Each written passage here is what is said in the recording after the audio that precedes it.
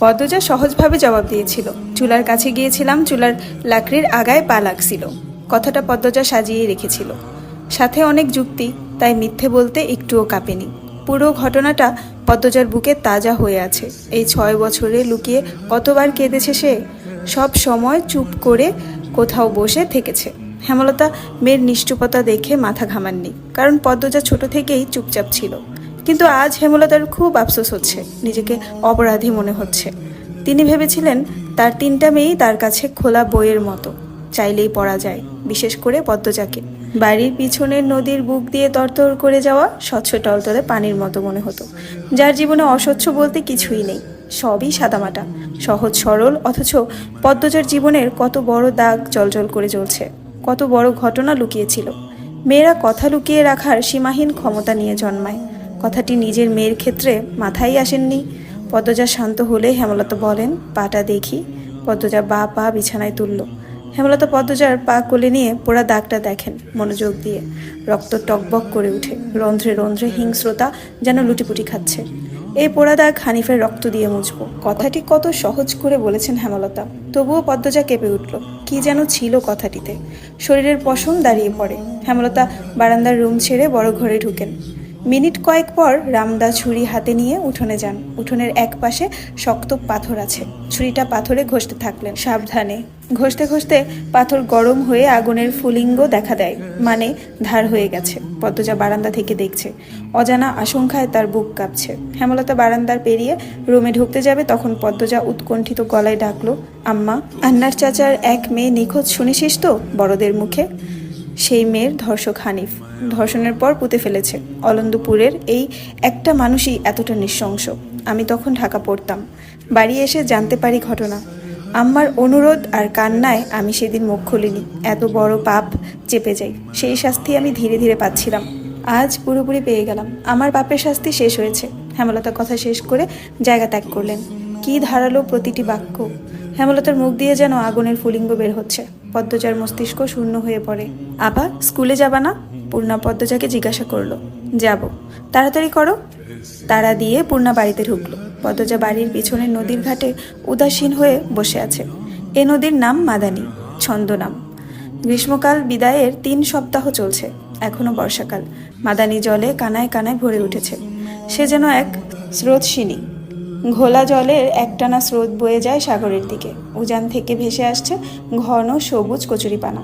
পদ্মজার এই দৃশ্য দেখতে বেশ লাগে। নিষ্পলক চোখে তাকিয়ে আছে মাদানী নদীর স্বচ্ছ জলের দিকে। মাদানীর বুকের উপর দিয়ে একটা লঞ্চ যাচ্ছে। লঞ্চ দেখে 1 মাস আগের ঘটনা মনে পড়ল তার। সেদিন রাতে হেমলতা ছুরি ধার দিয়ে রুমে ঢুকে গেলেন। পদ্মজা কাপা পায়ে রুমে ঢুকে বিছানায় শুয়ে পড়ে, কিছুক্ষণের মধ্যেই ঘুমিয়ে পড়ে। এর পরদিন স্কুল থেকে বাড়ি ফিরে নামাজ পড়ে খেতে বসলো। তখন হিমেল হন্তদন্ত হয়ে বাড়িতে ঢুকে। হিমেল হচ্ছে হেমলতার ছোট ভাই। আপা, এই পদ্ম, আপা কই? হিমেলের কণ্ঠ। কি হয়েছে মামা? জবাব দিল পদ্মজা। পদ্মজার প্রশ্নে উপেক্ষা করে হেমলতাকে হিমেল ডাকলো। আপা, এই আপা। হেমলতা বাড়ির পিছন থেকে ব্যস্ত পায়ে হেঁটে আসেন। কি হয়েছে? হিমেল হেমলতাকে দেখে হাউমাউ করে কেঁদে উঠল। আপা, ভাইজান খুন হইছে। রাইতে কে জানি মাইরা ফেলাইছে আপা। হিমেল কাঁদতে কাঁদতে হাঁটু ভেঙে বসে পড়ল। পদ্মজা তাৎক্ষণিক সন্দিহান চোখে মায়ের দিকে তাকালো। হেমলতাকে দেখে মনে হলো তিনি চমকেছেন, অথচ তার চমকানোর কথা ছিল না। নাকি হিমেলের সামনে অভিনয় করলেন। পূর্ণা, প্রেমাকে ওদিক আসতে দিস না পদ্ম, আমি আসছি। হেমলতা বাড়ির বাইরে মিলিয়ে যান। হিমেল পাশে খুঁড়িয়ে খুঁড়িয়ে হাঁটছে। ছেলেটা বোকাশোকা, জন্মগত প্রতিবন্ধী। 22 বছরের হিমেল এখনও শিশুদের মতো আচরণ করে, কথায় কথায় খুব কাঁদে। সেখানে তার ভাই খুন হয়েছে, 1 মাস তো প্রতিদিন নিয়ম করে কাঁদবে। পদ্মজা রাতেই ভেবেছিল এমন ঘটনা ঘটতে পারে, তবুও এখন ভয় পাচ্ছে খুব। নাক, মুখ, গলা ঘেমে একাকার হয়ে যাচ্ছে। পূর্ণা খুনের কথা শুনেই খুব ভয় পেয়েছে। তার মনে হচ্ছে সেও খুন হবে। খুব বেশি ভীতু পূর্ণা। পদ্মজার শরীর কাঁপতে থাকে, চোখে ভাসছে হেমলতাকে পুলিশ শিকল দিয়ে বেঁধে নিয়ে যাচ্ছে। তার খুব কান্না পাচ্ছে। আর সময় নষ্ট না করে তড়িঘড়ি করে উঠে দাঁড়ালো পদ্মজা। মাথায় ওড়না আঁচল টেনে নিয়ে পূর্ণার উদ্দেশ্যে বলল, প্রেমারে দেখে রাখিস বোন, বাড়ি ভর্তি মানুষ, আরও মানুষ আসছে। হেমলতা মানুষজনকে ঠেলে হানিফের লাশের সামনে গিয়ে দাঁড়ালেন। তখন ফর্সা রঙের 2 জন মহিলা ঝাঁপিয়ে পড়ে তার উপর। আকস্মিক আক্রমণে হেমলতা অপ্রস্তুত হয়ে পড়েন। খেয়াল করে দেখেন 2 জন মহিলা তার মা আর তার বোন। তারা হাউমাউ করে কাঁদছে, কিন্তু হেমলতার কোনো কান্না পাচ্ছে না। ব্যাপারটা লোকচক্ষু ঠেকছে না। একটু কি কান্নার অভিনয় করা উচিত? হানিফের মৃতদেহ দেখে মনে হচ্ছে কেউ ইচ্ছে মতো কুপিয়েছে। হেমলতার তা দেখে শান্তি লাগছে। এমন শান্তি অনেক দিন পাওয়া হয়নি। পদ্মজা সেখানে উপস্থিত হয়। হেমলতার নজরে পড়ে। ভীতু চোখে মায়ের চোখের দিকে তাকালো পদ্মজা। হেমলতা ভ্রু কুঞ্চিত করে আবার স্বাভাবিক করে নেন। পদ্মজা চোখ ঘুরিয়ে দেখছে পুলিশ এসেছে নাকি। চারদিক এত মানুষ। পদ্মজাকে এদিক ওদিক উকি দিতে দেখে হেমলতা এগিয়ে আসেন। চোখ মুখ শক্ত করে পদ্মজার মুখ ঘুরে দেন। পদ্মজা দ্রুত ওড়নার আঁচল দিয়ে মুখ চেপে ধরে। গোয়াল ঘরে ঢুকে পড়ল। তার মা চায় না সে কখনো এত মানুষের সামনে থাকুক। হেমলতা ঘাড় ঘুরিয়ে দেখলেন পদ্মজা গোয়াল ঘর থেকে উকি দিয়ে বাইরে অবস্থা পর্যবেক্ষণ করছে। কিছুক্ষণের মধ্যে পুলিশ আসলো। জিজ্ঞাসাবাদ করে হানিফের লাশ নিয়ে গেল। লোকে মুখে শোনা যায় হানিফ খুন হয়েছে শেষ রাতে। এরপর নদীতে ফেলে দেওয়া হয়। লঞ্চ ঘাটে লাশ ভাসে। হেমলতাকে পুলিশ নিয়ে যায়নি বলে পদ্মজা স্বস্তির নিঃশ্বাস নিল। মানুষের ভিড়ও কমে গেছে। হেমলতার মা কাঁদতে কাঁদতে ক্লান্ত হয়ে উঠোনের এক কোণে বসে আছেন।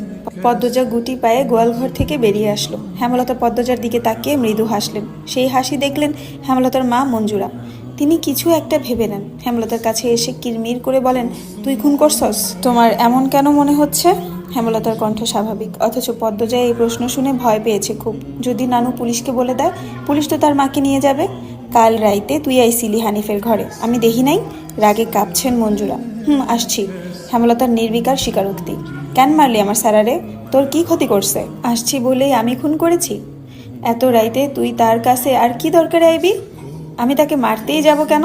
মঞ্জুরা আহত দৃষ্টিতে তাকিয়ে আছেন হেমলতার দিকে।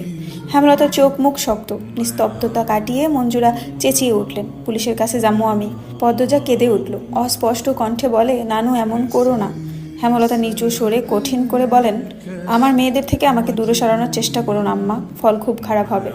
পদ্মজার মনে হলো মঞ্জুরা ভয় পেয়েছেন। মঞ্জুরা সবসময় হেমলতাকে ভয় পান। তিনি চুপসে যান, শুধু ঘৃণা ভরা দৃষ্টি নিয়ে হেমলতার দিকে তাকিয়ে থাকেন। পদ্মজা বুঝে উঠতে পারে না তার নানু কেন ভয় পায় মাকে। মায়ের অতীতে কি ঘটেছে? কেন তিনি এমন কাঠখোট্টা? ছেলের খুনিকে কোনো মা ছেড়ে দেয়? নানু কেন ছাড়লেন? মেয়ে বলে, নাকি অন্য কারণ? কেন উত্তর নেই? এসব ভাবলে উল্টো মাথা ব্যথা ধরে। অন্য ৮-১০টা পরিবারের মতো কেন না তারা? নাকি গোপনে সব পরিবারই এমন জটিলতা আছে? প্রশ্ন হাজারটা, উত্তর কোথায়? হ্যালো, আসসালামু আলাইকুম এভরিওয়ান। আমি জান্নাত রহমান। আপনারা শুনছেন আমার কণ্ঠে আমি পদ্মজা গল্পের ৩য় পর্ব। গল্পের লেখিকা হচ্ছে ইলমা বেহেরোজ আপু, আর এটার ভয়েস দিচ্ছি আমি জান্নাত রহমান। আমার কণ্ঠে গল্পটা শুনতে যদি আপনাদের ভালো লেগে থাকে অবশ্যই শেয়ার করবেন এবং ফলো দিয়ে পাশে থাকবেন। ধন্যবাদ।